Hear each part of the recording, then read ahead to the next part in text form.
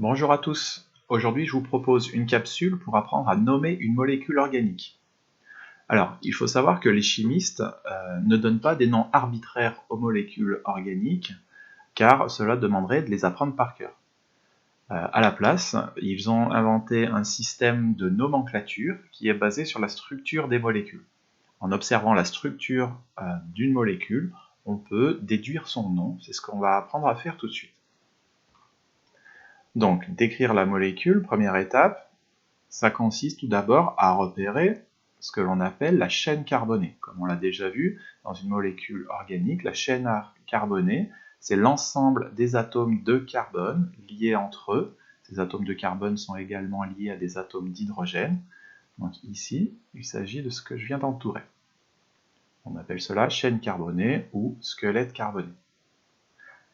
Les groupes d'atomes autres que C et H qui viennent s'ajouter au squelette carboné, comme ce groupe OH ici, sont appelés les groupes caractéristiques.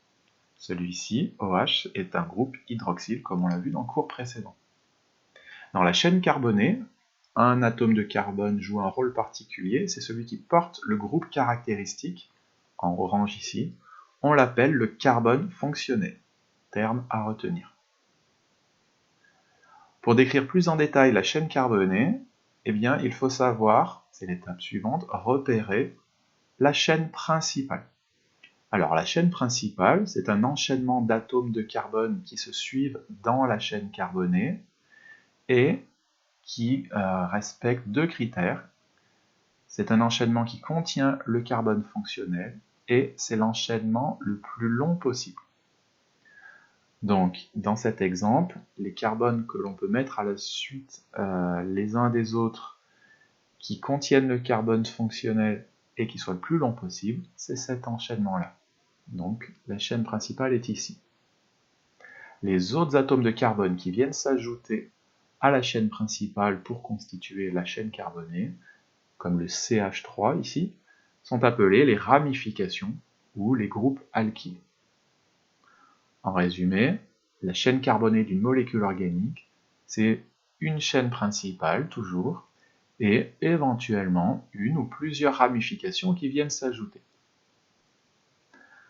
Maintenant que l'on a repéré la chaîne principale, pour nommer la molécule, il va falloir d'abord numéroter cette chaîne principale, c'est-à-dire numéroter ses atomes de carbone. Alors, deux possibilités, je commence par la gauche ou par la droite.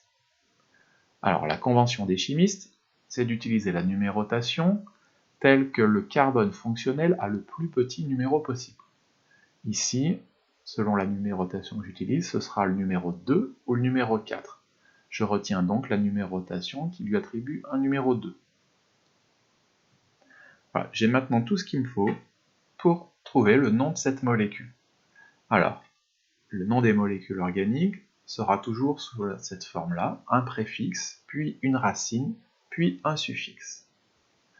Le préfixe, tout d'abord, il indique la position et le type de ramification que possède la molécule, si elle en possède. Si elle n'en possède pas, il n'y aura pas de préfixe dans le nom de la molécule. Le nom commencera tout de suite par racine, puis suffixe. Alors, dans notre exemple, la position de la ramification, CH3, c'est la position 4, c'est le numéro du carbone qui porte cette ramification.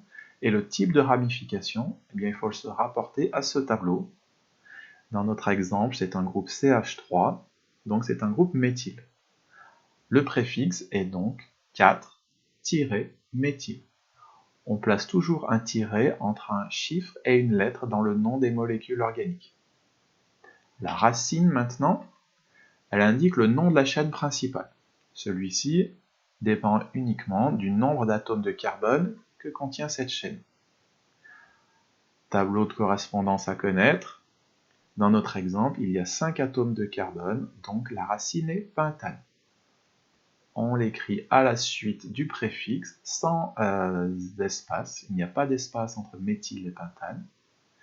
Et enfin, pour terminer, le suffixe, il indique la position et le type de groupe caractéristique que possède la molécule.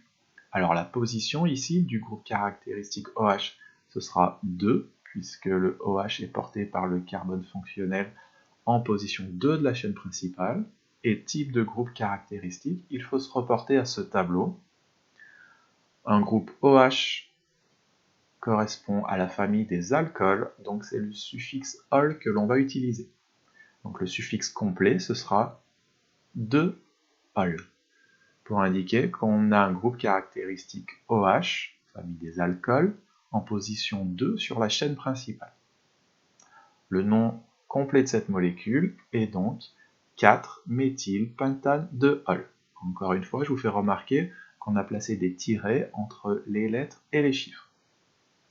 Voilà, vous pouvez utiliser cette méthode pour nommer n'importe quelle molécule organique.